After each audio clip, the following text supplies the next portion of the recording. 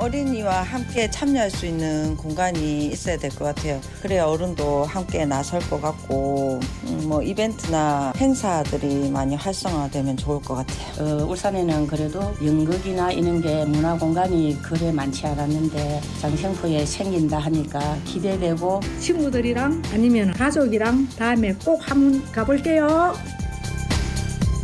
안녕하십니까. 시사투데이 울산 이지영입니다. 옛것과 새것이 빚어내는 조화는 언제 봐도 참 우리 마음을 설레게 하죠. 고래잡이 하던 세월의 흔적이 가득한 장생포 끄트머리에 우뚝 선 장생포 문화창고도 이제는 이런 조화와 재생의 공간이 됐는데요. 쓸쓸하게 남아있던 오래된 냉동창고가 시민들을 위한 문화공간으로 탈바꿈한 지 어느덧 3년이 지났습니다. 누적 방문객 30만 명 돌파에 힘입어서 올해는 기존의 전시 공연 틀을 크게 바꾼 대대적인 변신을 준비하고 있는데요. 오늘 집중 인터뷰 시간에는 고래문화재단 한승태 전시팀장 전화 연결해서 다채롭고 새로운 변화를 꾀하고 있는 장생포 문화창고 소식 자세히 들어보겠습니다.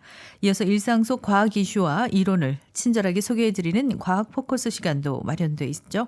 계속해서 함께해 주십시오.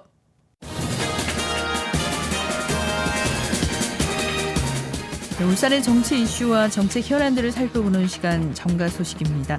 오늘은 국민의힘 소속 울산시의회 권순영 시의원과 함께합니다. 전화 연결되어 있습니다. 의원님 안녕하십니까? 네, 반갑습니다. 국민의힘 권순영 시의원입니다. 네, 반갑습니다. 여가와 복지 인프라를 늘려달라는 요구는 꾸준히 늘고 있지만 현실적으로 예산과 장소 마련에는 한계가 있습니다. 이런 가운데 최근 학교 복합시설이 새로운 해결책으로 주목받고 있는데요.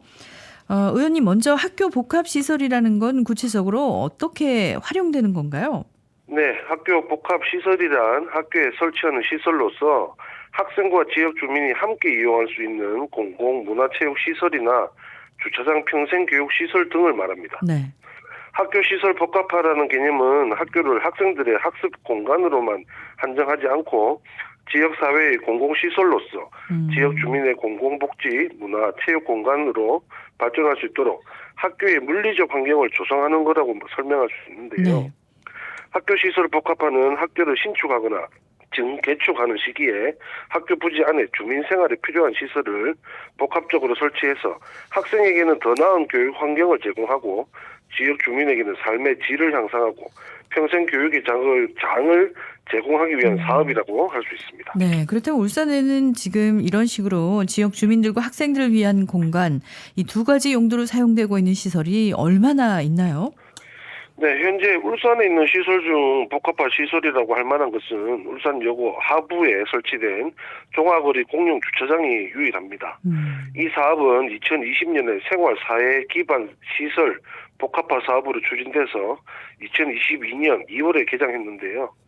같은 해 12월에 대통령 직속 국가균형발전위원회가 균형발전사업 평가 우수 사례로 선정하기도 했습니다. 네. 그리고 현재 두 번째 학교 복합화 시설이 추진하고 있는데요. 동구 남목초등학교의 남목복합 커뮤니티 센터의 공사가 2027년 완공을 목표로 진행되고 있습니다. 네. 과거에는 학교 시설이 말 그대로 학생들만을 위해서 운영되는 그런 공간이었는데 오늘날 학교 시설 복합화가 필요한 이유를 좀 짚어주신다면 어떤 게 있을까요? 네, 현재 우리나라에서 가장 심각한 사회 문제는 중 하나가 저출산 문제죠. 네. 저출산으로 인해 가장 먼저 직면하는 게 학령 인구 감소 현상인데요. 학생들이 줄어들기 때문에 학교는 통폐합의 기로에 설 수밖에 없습니다. 맞습니다. 학생이 없으니 통폐합이 일어나는 것이 어찌 보면 당연하게 여길 수도 있을 테지만 네. 이게 간단한 문제가 아닙니다. 2개 지역의 학교를 통합해서 한 개의 학교를 만들게 된다면 네. 한 개 지역에서는 학교가 아예 없어지게 되고요. 그렇다면 해당 학교 학생들은 상대적으로 먼 거리에 있는 타 지역의 학교를 옮겨가야 됩니다. 네. 이런 결정은 해당 지역 학생의 학습권 침해는 물론이고 지역사회 존립에도 큰 영향을 미치게 됩니다. 따라서 학교시설 복합화를 통해서 학생의 교육활동을 돕고 지역 주민의 문화 여가생활 지원을 위하여 학교의 유유부지의 문화체육시설이나 도서관 주차장 등을 설치해서 학교가 존립하는 방안을 마련하는 겁니다. 그렇군요. 표면적으로는 학교 부지를 주민들에게 내어주는 거지만 사실상 학교를 살리는 의미도 그렇죠. 있는 셈이군요. 네, 실제로 교육부에서도 올해 학교 복합시설 사업을 확대하고 예산도 늘리고 있다고요? 네, 맞습니다. 2023년 3월 17일 교육부는 학교 복합시설을 통해서 국가가 책임지는 교육, 돌봄을 지원한다라는 슬로건으로 학교 복합시설 활성화 방안을 발표했습니다. 네. 정부의 계획은 229개 모든 기초 지자체 단위에서 학교 복합시설이 운영될 수 있도록 먼저 5년간 매년 40개 교씩 총 200개 교의 학교 복합시설을 공모하고 있는데요. 늘봄학교를 우선적으로 선정할 예정이라고 합니다. 네. 그리고 늘봄학교 지원을 위한 기반을 확충해서 프로그램 운영이 내실화 할 수 있도록 지원하고 맞춤형 학교 복합시설이 조성될 수 있도록 지원할 예정입니다. 학교와 지자체가 적극적으로 참여할 수 있도록 행정적, 재정적 지원도 강화하기로 했습니다. 네. 그래서 의원님께서는 타 지역 사례를 벤치마킹하기 위해서 지난달 경기도 화성과 대전에 직접 다녀오셨는데 두 지역의 복합시설은 어떤 식으로 운영되고 있었습니까? 네, 먼저 동탄 중앙이음터는 기초지자체가 설립한 화성시 인재육성재단이 도교육청과 함께 진행하는 사업인데요. 네. 동탄 중앙이음터는 주간에는 학생들이 이용하고 방과 후 시간과 주말에는 주민들이 이용할 수 있도록 시간을 나누어 운영하고 있었습니다. 기성종합복지관은 대전교육청과 MOU를 체결해서 인근 지역 학생들의 교육 활동에 수요가 있을 때 우선적으로 사용할 수 있도록 하고 있는데요. 기성종합복지관은 동탄 중앙이음터와는 달리 지역 주민들의 이용에 특화되어 있었습니다. 네. 지역이 도심과 떨어져 있고 고령 인구가 많은 지역적 특성을 가지고 있어서 고령의 주민들을 위한 프로그램을 활발하게 운영하고 특히 2023년에는 안마 지원 프로그램을 마련해서 지역 주민에게 무료 안마 서비스를 제공을 하고 있더라고요. 네. 경기도 화성과 대전시에서 학교 시설 복합화는 매우 모범적인 사례로 알려져 있고요. 실제로 학교가 지역 사회로 녹아들어 진정한 지역 교육 거버넌스가 구축되었다는 것을 확인할 수가 있었습니다. 그리고 각 시설의 담당자 브리핑을 통해 복합시설의 설립 단계부터 현재 운영의 문제점까지 상세하게 정치할 수 있었는데요. 네. 그중에 설립 추진 과정에서 담당자가 가장 큰 애로사항이 교육청을 설득하고 학교를 설득하는 과정이었다는 점이 가장 인상적이었습니다. 네. 지역의 수요를 위해서 학교의 부지를 이용해야 하는 것이니만큼 충분히 있을 수 있는 일이라고 생각합니다. 앞으로 울산에서도 학교 복합시설 사업이 활발해질 것으로 예상되기 때문에 교육청과 협업에 더욱 많은 노력을 기울여야 한다고 생각합니다. 예. 오늘은 여가복지 인프라 확충 시대의 새로운 대안으로 떠오르고 있죠. 학교 복합시설과 관련한 다양한 이야기 나눴습니다. 정가 소식 지금까지 국민의힘 소속 울산시의회 권순영 시의원과 함께했습니다. 오늘 말씀 감사합니다. 네, 감사합니다.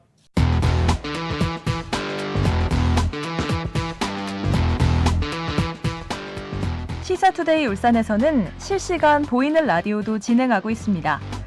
유튜브에서 KBS 울산, 시사투데이 울산 검색하시면 현재 방송을 보실 수 있습니다.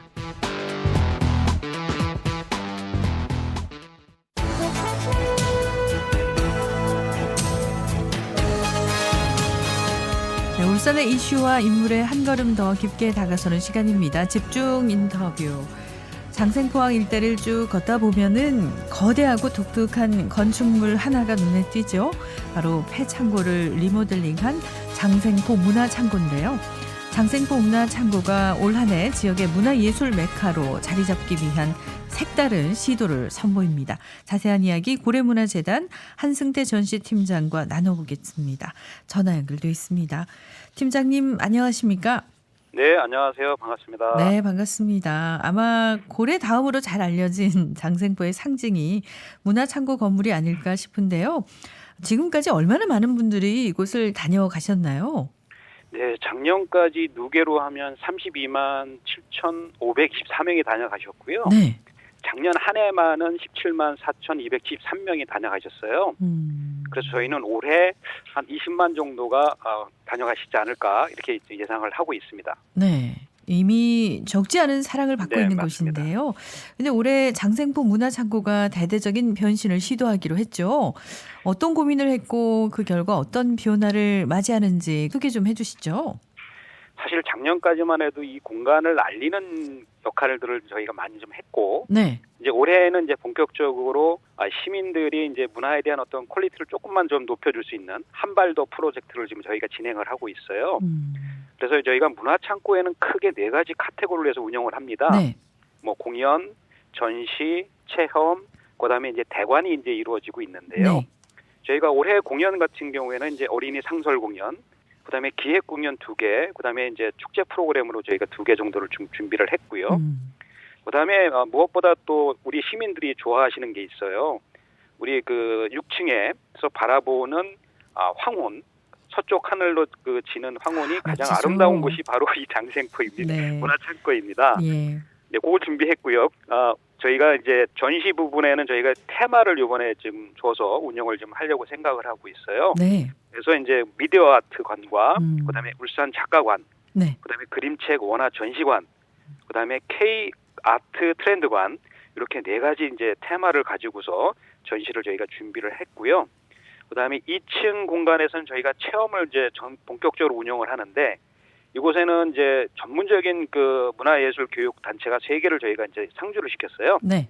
그래서 이 3개 단체에서 각자 다른 프로그램으로 다양하게 프로그램을 지금 운영을 하기 때문에 저희가 이제 저희 스스로 운영할 때보다 더 많은 프로그램, 다양한 프로그램을 체험할 수 있고 좀 더 한 발짝 들어간 깊이 있는 체험을 할 수 있는 그런 것들을 마련했습니다. 변화를 시도하고 있는데요. 그러면 이 하나씩 조금 더 자세히 이야기 나눠보면 좋을 것 같아요. 특히 올해가 팀장님이 의욕을 갖고 준비하신 행사가 있다고 하는데 어떤 것들이 있는 건가요? 예, 저희가 작년에 반응이 좋았기 때문에 이제 정식 프로그램으로 이제 준비를 했는데 첫 번째는 이제 그 퍼포먼스 축제예요. 그래서 작년에 저희가 그 마임이라든지 뭐 이런 그 것을 가지고서 특별 프로그램을 운영했는데 네. 사람들께서 많이 그 호응을 해주시고 이런 울산에서 프로그램이 더 만들어졌으면 좋겠다 그래서 예. 올해는 저희가 그 10월달에 팝업 축제라 그래서 아주 짤막한 공연들 모으고 그다음에 그 다양한 그 공연자들을 모아서 장생포 문화창고뿐만 아니라 장생포 일대 거리에서도 공연을 하는 축제를 좀 준비를 하고 있고요. 네. 그래서 많은 아마 기대를 좀 하셔도 될 것 같습니다. 기대가 되네요. 네. 야, 울산에서 마임을 또 즐길 수 있는 그런 공간도 있었군요. 네. 찾아봐야 될 것 같습니다. 올해 그다음에 열릴 또 공연, 예. 하나가 더 있어요. 어떤 게 있나요? 저희가 이제 서울 이남에 애니메이션 축제가 없습니다. 그래서 저희가 그렇군요. 애니메이션 영화제를 장생포 애니메이션 영화제라 그래서 처음 올해 시도를 합니다. 요거는 이제 여름 방학에 시도를 하는데요. 예. 가족들이 함께 할 수 있는 재미와 흥미, 그다음에 그 감동을 얻을 수 있는 그런 작품들로 해서 시민과 함께 하고 시민들이 즐거워하는 그런 축제를 만들려고 네. 애니메이션 영화제를 준비를 했습니다. 예, 이곳에서 원화 전시도 하지만 또 애니메이션 그런 영화도 함께 가족들과 볼 수 있군요. 올해 열릴 공연 쭉 살펴보면은 어린이와 또 여성을 타깃으로 내세웠다는 점이 눈에 띕니다. 뭔가 좀 특별한 이유가 있습니까? 네, 사실은 저희가 가족들 같은 경우에 보면 이제 어디를 이제 선택을 해서 장소를 선택을 하는데 여행을 할 때 대체적으로 이제 아이들과 여성분들이 이제 많이 이제 주도권을 쥐고 주도권을 계시잖아요. 잡고 있죠. 예, 그다음에 또 아이들이 이제 많이 낳지 않다 보니까 아이들의 목소리들을 더 많이 반영을 하기 때문에 예. 아이들이 좋아하고 여성이 좋아하는 콘텐츠를 통해서 시민들에게 더 다가가려고 하는 그런 시도고요. 네. 그래서 이번에 또 이제 저희가 마련한 게 뭐냐면 그림책 전시예요.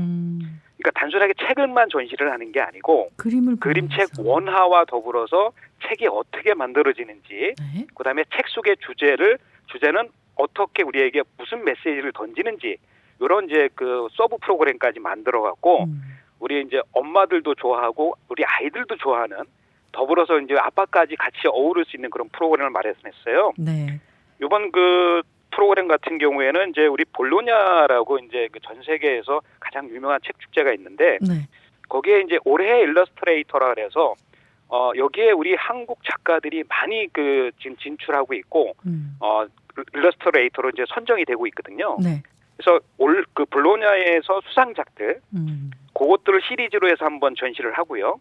그다음에 이제 우리 한국 작가들, 대표 작가들을 또 시리즈로 해서 한번 전시를 하고, 그다음에 이제 내년 1월과 2월 같은 경우에는 영국의 3대 그림책 작가를 저희가 전시할 예정을 좀 가지고 네. 있습니다. 여성과 어린이들 제대로 타겟을 잡으신 것 같은데 올해는 또 처음으로 상주 단체를 받는 시도도 선보인다고요.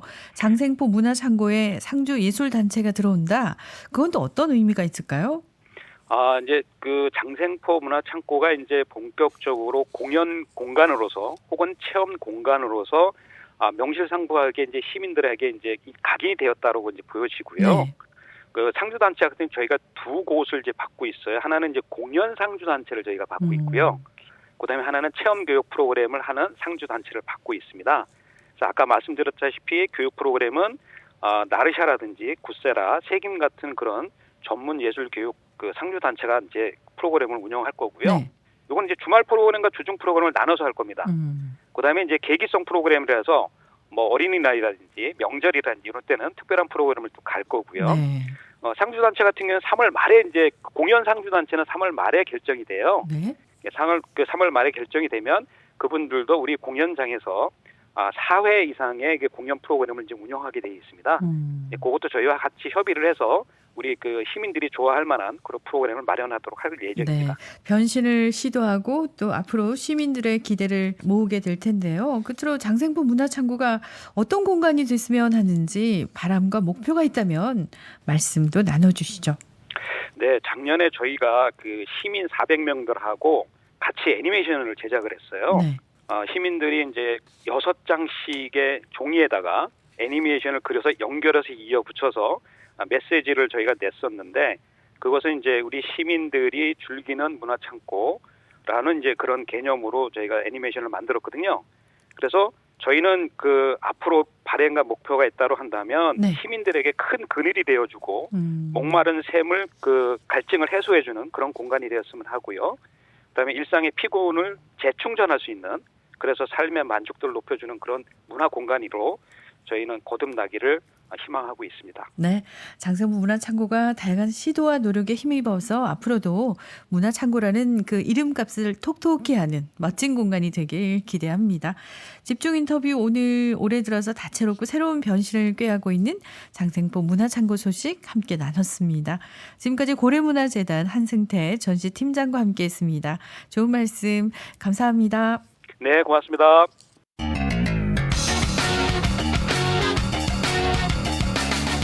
내 기분도 살리고 네 기분도 살리고 여러분의 흥은 울산의 아들 저 박성훈이 살리고, 매일 아침 우리 울산 시민들을 위한 풍성한 소식은 이지양 PD가 진행하는 KBS 울산 라디오 시사투데이 울산이 책임집니다.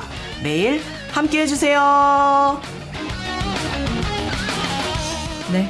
시사투데이 울산 함께하고 계십니다. 뉴스와 일상에서 접하는 과학 이슈와 이론을 알기 쉽게 이해하고 풀어나가는 시간이죠. 과학 포커스. 울산대 나노반도체 공학과 신영환 교수와 함께합니다. 전화 연결도 있습니다. 교수님 안녕하십니까?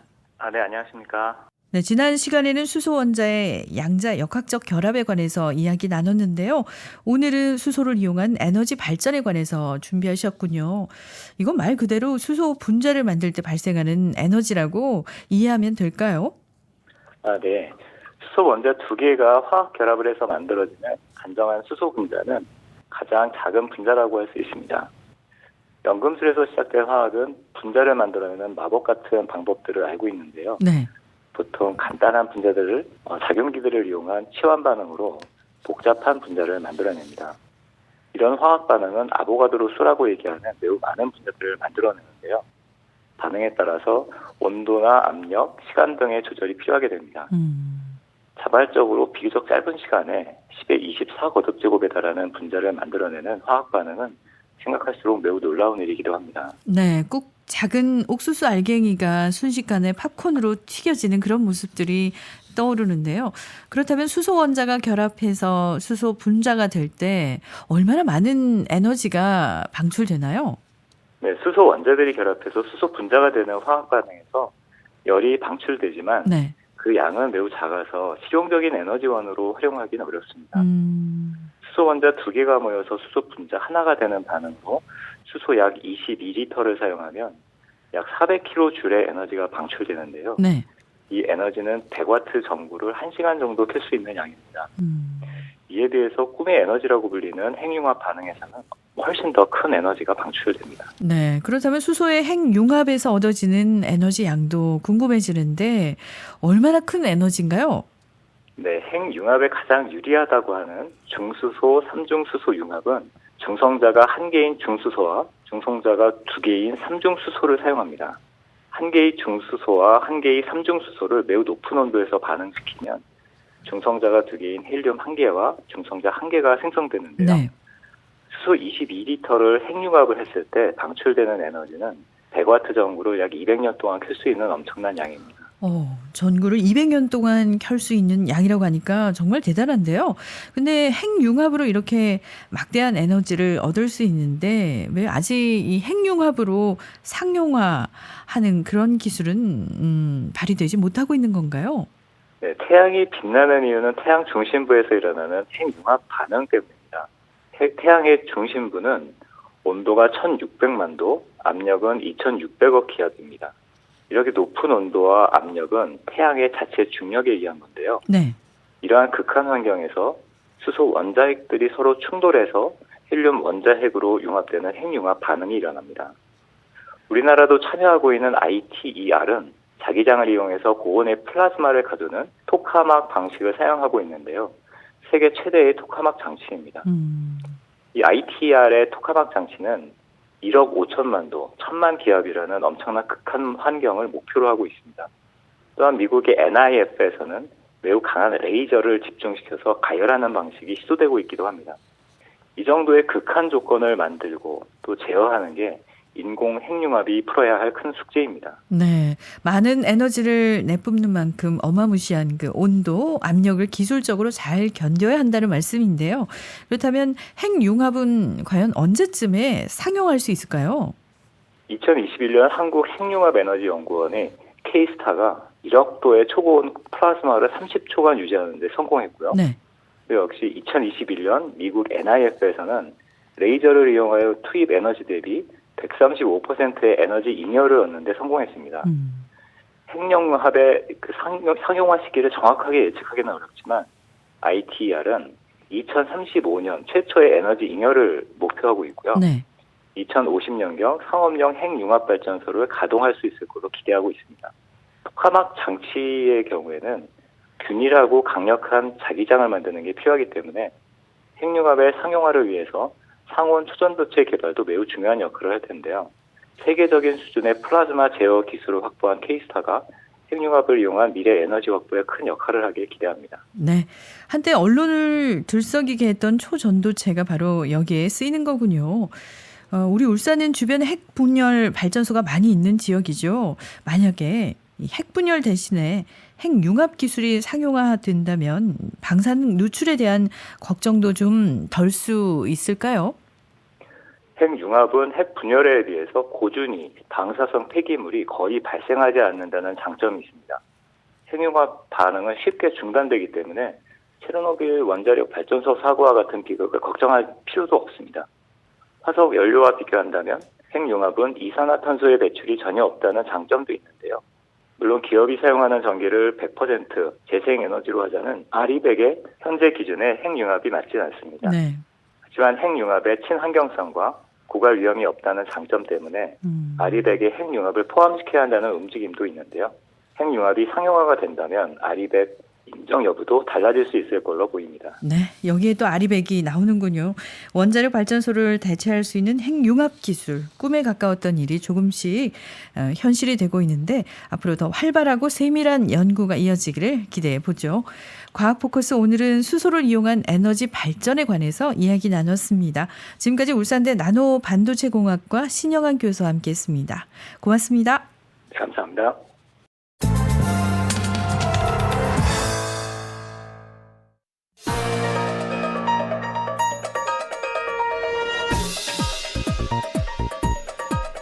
오늘의 불평입니다. 여러분은 스쿨존 주정차 금지 제도라고 아시는지요? 어린이 교통사고를 예방하기 위해서 말 그대로 스쿨존 안에는 주정차를 할 수 없도록 법으로 정해놓은 건데요. 지난 2021년 10월 21일 전면 도입됐으니까 벌써 시행 3년째입니다. 만약 불법 주정차를 할 경우 승용차는 12만 원, 승합차는 13만 원 등 결코 가볍지 않은 과태료를 물게 돼 있는데요. 하지만 현실은 법의 취지를 따르지 못하고 있는 것 같습니다. 울산시 각 구군에 따르면 어린이 보호구역 위반 사례는 법 시행 이전인 지난 2021년 11,200여 건으로 집계됐습니다. 이후 강화된 개정법이 시행된 2022년에는 23,400여 건, 지난해도 1,900여 건이나 됐습니다. 올 들어 1월까지 단속된 건수만 해도 1,500건에 달합니다. 스쿨존 내 불법 주정차를 못하게 하는 이유는 이들 주정차 차량이 주행하는 차량 운전자의 시야를 막아서 교통사고 발생 위험을 높이기 때문입니다. 성인에 비해서 상대적으로 키가 작은 어린이들이 주정차된 차량 뒤에 서 있을 경우 사고 발생 가능성은 높을 수밖에 없습니다. 스쿨존 내 주정차를 전면 금지하는 법이 시행된 지 수년이 지났지만 주차 공간이 부족하다는 등의 이유로 현장 상황이 개선되지 않는 현실이 안타깝습니다.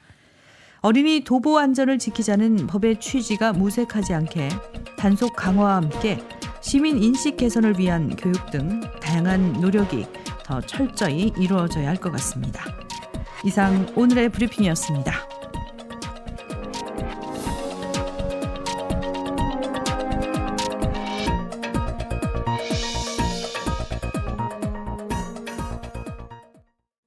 (3월 15일) 금요일에 함께한 시사투데이 울산, 오늘은 여기서 인사드립니다. 지금까지 기술의 정석환, 작가 최영은, 연출 진행의 이지향이었습니다. 월요일 아침 8시 30분에 오겠습니다. 고맙습니다.